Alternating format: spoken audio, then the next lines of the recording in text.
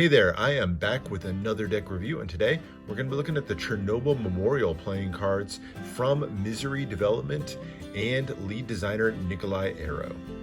And these cards were produced after a Kickstarter campaign back in 2016 and were designed to commemorate one of the worst disasters of modern times in the explosion at the Chernobyl Nuclear Plant in Pripyat, Ukraine. Now, Pripyat was a town of about 49,000 people, most of whom worked at the Chernobyl nuclear plant there.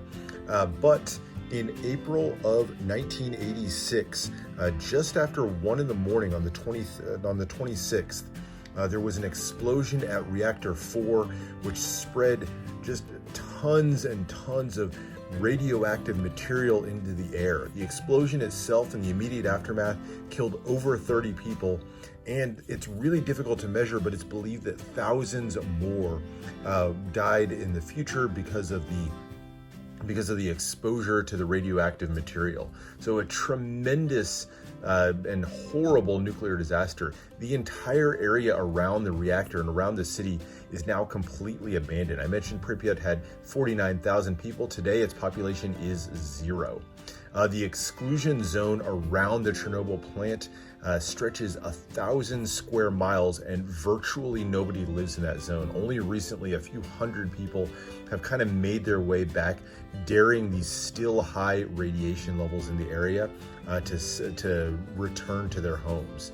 So it's a really chilling story that's being told in these cards here, and lots of different details that we'll get into as we go.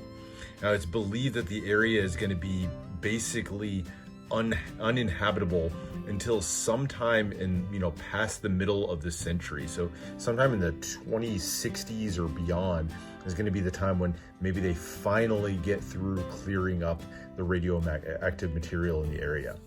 But the deck itself comes in 2 different versions. You have the premium edition over here on the left, this kind of green one, and then the limited edition on the right. Ironically, both of them, despite the different names, are limited to 2,000 decks and were designed really inspired by some of the monuments and things you'll see around Pripyat. So you'll see lots of photography and imagery from the exclusion zone. So let's jump into it, take a look at the decks. We'll start out with the tuck case of the premium edition over here. This is ostensibly the less limited of the two. Like I said, both at 2,000. Comes on this soft touch tuck case here, really nicely done with some very slight embossing over the details. It says Chernobyl Memorial Playing Cards. Has the 30th anniversary distinction at the bottom from 1986 to when the deck was produced in 2016. Mentions Misery Development, and the background, you'll see this really kind of haunting rusted Ferris wheel in the back. The story of this, so this is actual imagery from the Pripyat amusement park. It was actually supposed to open just days after the explosion. It was supposed to open on May 1st.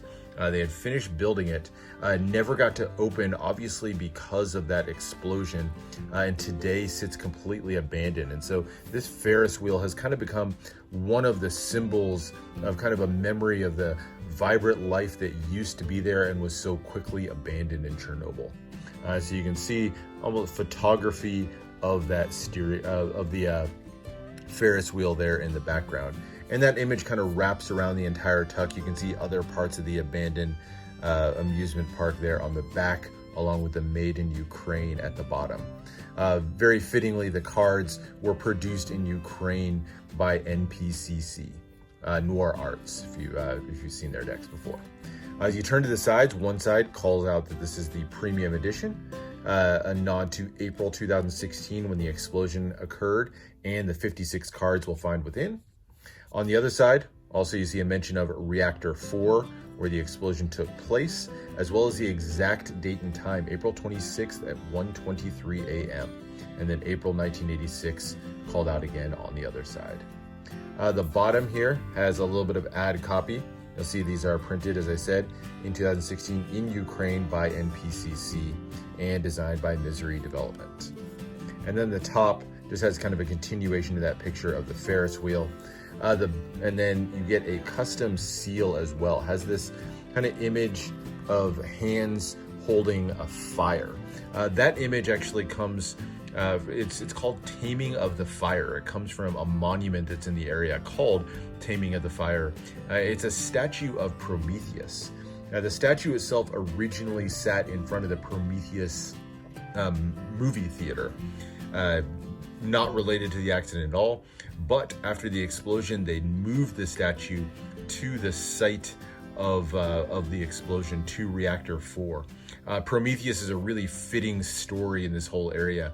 Prometheus was the Greek hero or tragic hero who stole fire from Zeus and brought it to humans. And for that, he was hailed as a hero of humankind, but he was also eternally punished by Zeus for his hubris in doing so. And so really fitting. And then you have those two hands holding the fire there. Really nice tribute here. And then you've got the words around the edge, Taming of the Fire at the top, and then Reactor 4, April 26, 1986 mentioned at the bottom. Opening it up, you get a radioactive area warning, almost as if you're entering into the radioactive area yourself. More radioactive symbols, and you get some interior printing of the tuck as well. Kind of this charred, cracked ground all the way through, and that's printed all the way to the bottom. So really beautiful tuck case, already some of that nice symbolism coming up throughout. Now turning to the backs of the cards, and here's the design that you get. It's done all in green on this kind of weathered background. You can see some of that weathering along the top. And then a green design that again features that Taming of the Fire design with a Lest We Forget banner at the bottom. You've got 1986 mentioned on the side, radioactive symbols in the corners, and then just lots of little flourishes and details, really nicely done in that green. Finishing out in a kind of thin, aged kind of poker border. Now I will say it's hard to detect on this, but it is a slightly one-way back design, mostly because of the weathering on the side. So it's not completely symmetrical on that weathering. So you'll see a couple of elements that make it one way. That said, I don't think that's really something that detracts in any way from the deck. But there you go, nice touching tributes there. Now turning to the extra cards that you get 4 extra cards. The first 2 are going to be the Jokers, and here are those. So the Jokers feature this kind of silhouette on the front. These are actually from some graffiti that you can find in that exclusion zone at Chernobyl. The graffiti characters are these kind of shadowy figures that you'll see here. So very interesting graffiti. Kind of take from it what you will, what the meaning is, whether it's kind of a dark representation or maybe a memory of the celebrations that occurred there in the past. Both of them at the bottom, you got the Chernobyl Memorial playing cards, Misery Development mentioned again, and then Joker, Joker written down the sides with the stars. Really nice, and you of course get that nice weathered look to the background all the way through. So there are the 2 Jokers. You also get a pair of what I'll call ad cards. One of them mentions the Chernobyl Memorial cards and that they're designed by Misery Development. Nicely done here, and that donations have been made from the purchase of this deck to help some of the families affected by the disaster. Nice touch. And a card that tells a little bit of the story of the accident. You can pause to read that for yourself. I've already kind of covered some of this, but tells the story of one of the worst, if not the worst, explosion at a nuclear reactor in history. There are the extra cards that you get. I will start out, put these aside, I'll start with the number cards that you get throughout. All of the number cards feature custom pips. In this particular deck, you have kind of a copper gold sort of ink in the corner there, and then the beautiful heart pips with kind of ornate details throughout. You can see those little flourishes that come in through there, and yet still kind of a weathered and rough look to them. You kind of see scratches and etches and splotches taken out of them, and then all against that backdrop of the weathered card as well. The weathering is the same from card to card as you flip through, so you'll see the same pattern on them. And a pretty standard layout, if a little bit kind of condensed to the center on the pips. The black cards are also kind of two-toned and with flourishes. So these are done in kind of black and that copper ink as opposed to the green on the traditionally red cards. And then more of the same on the diamonds. So there's the design of the diamonds, again with some flourishes in the center. And a look at the spades here. So again, black and copper, extra little flourishes and details throughout. So there are the number cards, but the real feature in terms of kind of storytelling in this deck comes in the form of the aces and the courts. Now, rather than featuring classic characters or pips on them, they do have the pip and index in the corner, but they all feature artwork in the form of photography taken from within the exclusion zone.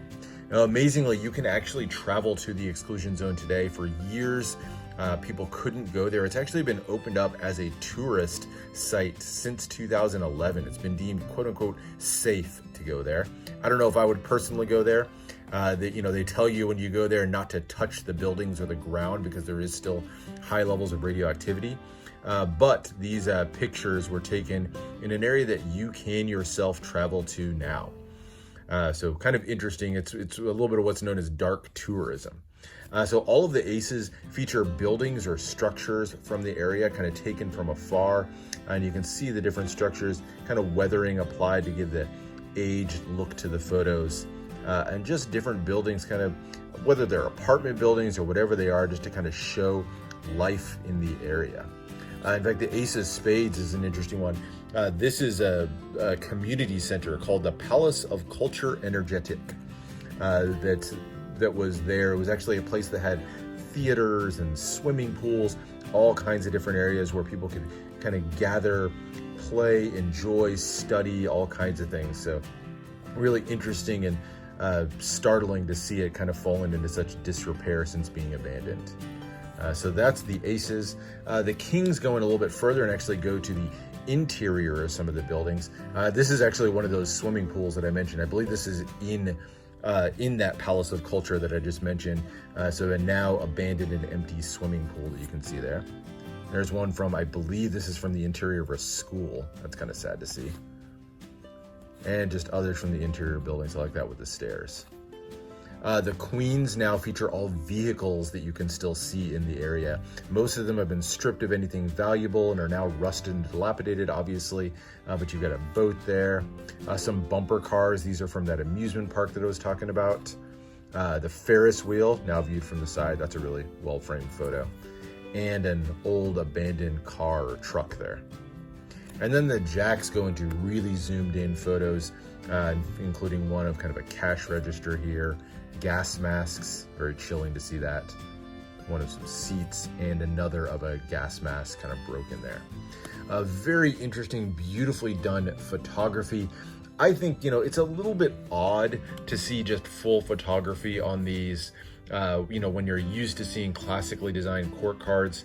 I think, though, that, the more I thought about it with this deck, I think it's a really nice tribute to show actual images from Chernobyl rather than trying to design a deck and courts around it. I personally kind of wish they'd taken those photos and extended them to the entire deck rather than just putting them onto the courts and the aces. But that is the set of cards. Now, that is just one of the two decks. We've looked at the premium edition. There is also the limited edition. We'll take a quick look at that. A lot of the details are the same, but there are some changes. Now, the tuck case is obviously completely changed up. It's still done in that soft touch, but now in kind of a cream color with lots of foiling done on this one. So you still have the embossing, but now you have more foiling. It has kind of an artistic rendition rather than a photograph of the Ferris wheel there in the back. And you can see lots of little details, including those shadow men graffiti pieces there, the radioactive symbols, and then you have the dates again mentioned at the bottom, 1986 to 2016, commemorating the 30th anniversary. Down here at the bottom, you'll see these sort of characters down here. This is from a really prominent monument in the area as well. This one's called the Monument to Those Who Saved the World. And it's a tribute to the firefighters and some of the first people who responded to the explosion to help and contain it. You also have this really nice rust effect at the bottom. It's really cool, well done. I will say the little bits of flecks of copper foiling in there. I find that a little bit distracting. Almost looks like confetti as opposed to adding to the rust effect. I could do without that, but for the most part, it's a really beautifully designed tuck. Love the shine of that copper foil. Same writing, just done with copper embossing on the sides. Bottom still has your ad copy. The back features that taming of the fire symbol again, mentions they're made in Ukraine. And you get a slightly different custom seal, this time featuring Lest We Forget and another image of that iconic Ferris wheel. Opening the inner flaps, much the same as the other deck. Now the interior is done in a really nice rust design. I love how this looks. I think it really plays off well with the deck. I think it's very well done. Now, for the most part, the cards are the same. There are going to be a few differences. The Jokers feature changed images, so the other ones feature the Shadow Men. These feature a couple of prominent monuments. On the one side, you have one that's a monument dedicated to the builders of what's called the sarcophagus. The sarcophagus is this structure that was built over Reactor 4 to try to contain some of the radioactive material that is still within. And so a lot of workers hurriedly went through and built this sarcophagus structure over there. This monument is a dedication to their work, and in many cases, their sacrifice as well. Many people died, of course, in the building of that sarcophagus because of their exposure. And then the second one is another monument honoring some of the firemen who fought during that time. You can see them there and looking exhausted with the gas mask around. So another really touching tribute on another one of the Jokers. So these are done in the red and the black. So there's the two Jokers. You get the same first ad card, much the same, mentions Chernobyl and Misery Development. This time features the Ferris wheel emblem at the top. The other one is another story card, but it tells a different part of the story. This one specifically tells a little bit of the story of how exactly the explosion occurred during a routine maintenance check and just the series of events that led to this terrible disaster. There's the two extra cards. Most of the cards, though, are the same throughout these. So you get very much the same photography in all of these. The only difference is going to be in the red cards. I'll show you what I mean here. So it's just a slight difference in the color of the pips. Really the only one that's different. So over here is the deck that we just looked at, the premium version, and then over here is the limited version. So those kind of copper colors have been replaced with this burnt red, reddish, orangish brown kind of color. So just a slight change in the color of the pips there. Otherwise, though, the rest of the deck, like I said, photography, the black pips, everything are exactly the same as what we looked at before, same imagery, etc. But some nice touches in here that really kind of give you some differences. So that's the second deck here. And then you, of course, get a completely redone back design as well, all done in brown. Now features prominently that Ferris wheel with the radioactive symbol in the center and the Lest We Forget banner. And just for a side-by-side comparison, here's the other one. So there's the two backs side by side.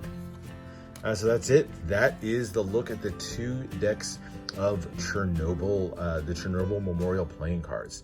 Now, as far as handling, these come from NPCC. They are definitely not known for their handling. The cards are extremely clumpy in hand. Actually, I got a pretty decent fan there. But most of the time when I fan these, I will get a lot of sort of clumps and kind of unevenness throughout. So definitely not the best handling decks in the world. Certainly suitable if you wanted to use these for gameplay or something like that. But that said, with all of the history and meaning behind this deck, I think it's really mostly suited as a collector's deck and kind of an art appreciation deck above all else. This isn't one that, you know, you're really going to want to use for cardistry, magic, or even gameplay. Certainly functional enough, but the subject matter just really doesn't lend itself well to any of those purposes. So makes for a great art deck. Love the stories and the history behind this, and really beautifully done tuck cases to go with fantastic cards. So that's it. That is the look at the Chernobyl Memorial playing cards.